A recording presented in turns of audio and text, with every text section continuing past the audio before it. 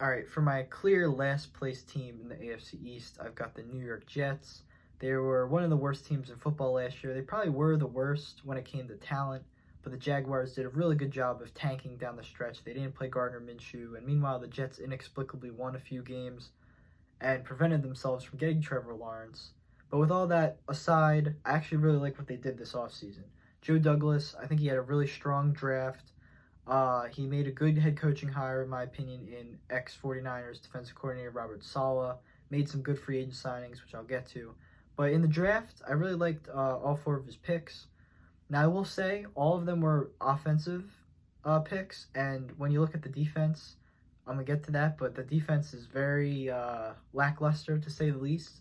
But nonetheless, I liked the picks he made on offense. Starting off with Zach Wilson at the number 2 pick. Hopefully, they want to get their franchise quarterback after Sam Darnold fizzled out in New York the last few seasons.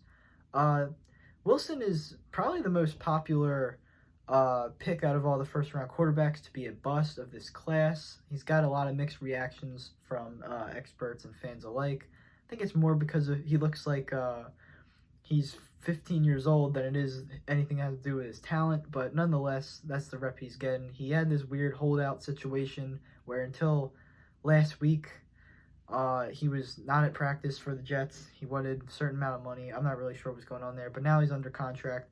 And I think he will have a lot of weapons to throw to this year. So if he's going to be a good quarterback, I think we'll have some indications right away. They signed Corey Davis from the Titans, who has really come on. At first, after being a top 10 pick back in 2017, it looked like he might not pan out.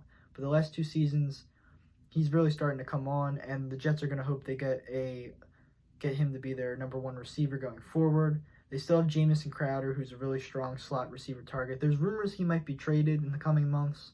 We'll see, though, because mid-season NFL trades are a rarity most of the time. And they also have 2 really young receivers. They drafted Elijah Moore, another strong draft pick. He's known for his speed. And Denzel Mims, second-year guy out of, I believe, Baylor it was. He has a lot of potential. A lot of people like him. Didn't really have the rookie season he was hoping for, partially because he missed the first half of the season due to injury. I'm kind of worried for him now that he might be lost in the shuffle with Crowder, Davis, and Moore. And they also have Keelan Cole, the veteran, coming over from the Jaguars. So I like their 5 receivers. There's a lot of depth there. I think Wilson has a lot of targets to work with.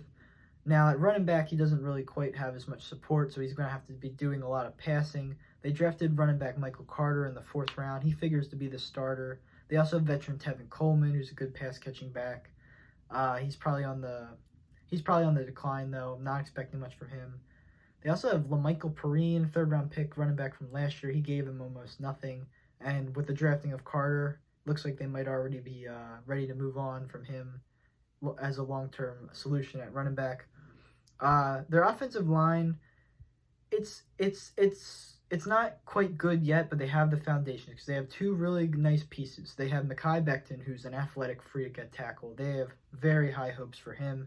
And they drafted guard Elijah Vera Tucker, another strong offensive draft pick with the 14th overall pick coming out of USC. They're really excited for him. Now, the rest of this line isn't quite as decorated or as doesn't have quite the expectations. You got veterans like Dan Feeney coming over from the Chargers, Greg Van Roten, former Seahawk George Fant, former Washington football player, I should say, I guess, Morgan Moses, the veteran coming over. Some veterans who know what to do, but ultimately, I don't think they're going to make a star out of a Michael Carter.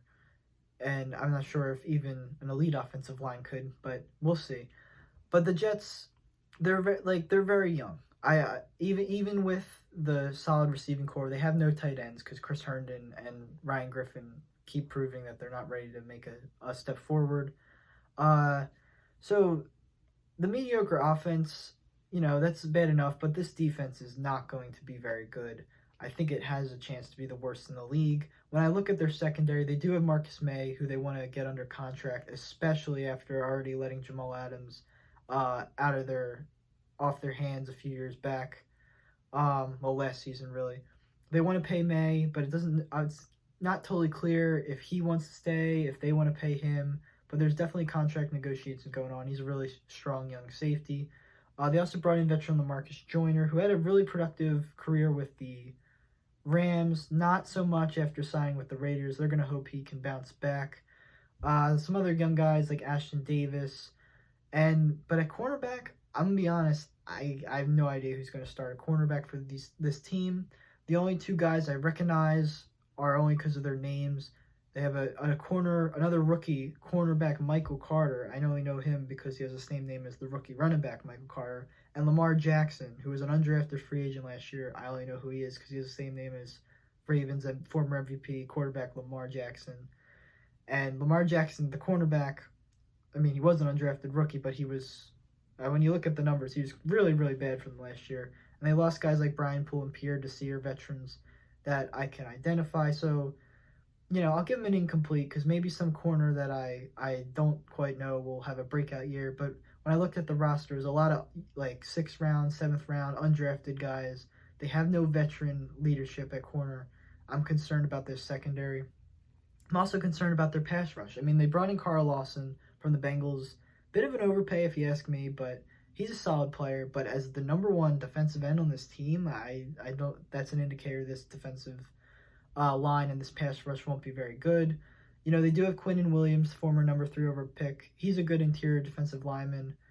Well, it remains to be seen if he'll live up to the 3rd overall pick in the draft, but I do think he's a really productive player, could make a Pro Bowl down the line. They also brought in Sheldon Rankins, the former Saints tackle. He started off strong to his career, had a strong start to his career, kind of dwindled since. The rest of the line, it's just veterans like Ronald Blair and Vinny Curry, who are long past their point of impacts for their NFL career. The one ray of hope for this defense is if CJ Mosley can get back to being an elite inside linebacker. He was fantastic for the Ravens, one of the best at his position. The Jets signed him to a big contract back in 2019, but his first season was cut short, just 2 games due to injury. And then last year he decided to opt out due to COVID-19. So really he's only played 2 games of a possible 32 for the Jets so far. But now that Robert Saleh is coming in, maybe Saleh can, tap into Mosley's, not even potential because he's already proven to be a great player, but he can bring Mosley back to that level. He's done great work with guys like Fred Warner in San Francisco. We'll see if he can do it with Mosley. And even their kicker situation, like I'm not usually going to comment on a kicker, but they just cut Sam Ficken, who is the kicker I recognized on this team. So we'll see if they have a stable kicker situation as well. But overall, this is a young team, a raw team. I don't expect them to win more than maybe 4 games this season, if that.